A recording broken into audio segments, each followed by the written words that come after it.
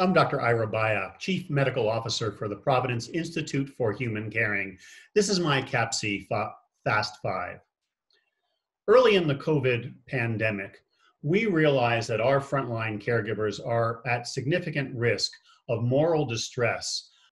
The COVID infection syndromes are almost diabolically designed to separate people from one another. Patients who come to the hospital must be separated from their loved ones, and sometimes they never get to see those loved ones again. Likewise, as clinicians, with the PPE and the masks and gowns that we're wearing, patients can't even recognize us often, and because they are prone, it's very difficult for them to make contact.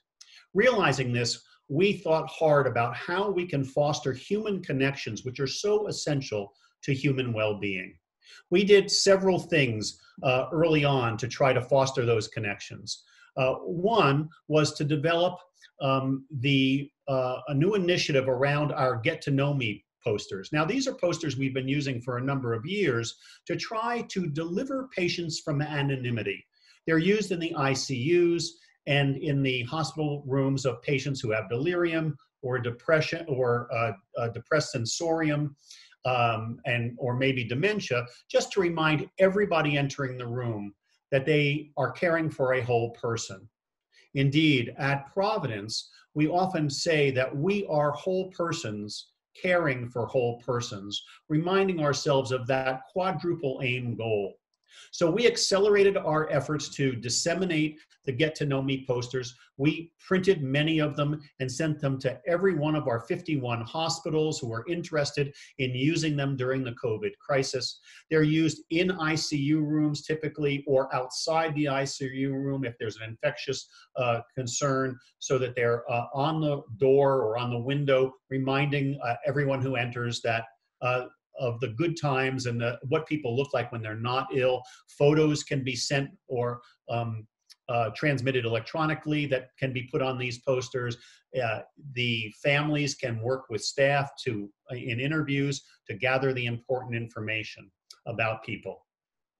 Secondly, we borrowed an idea from a hospital health system in Houston and began to disseminate information about these face behind the mask photos that can be put into a either lamination or into a transparent sleeve.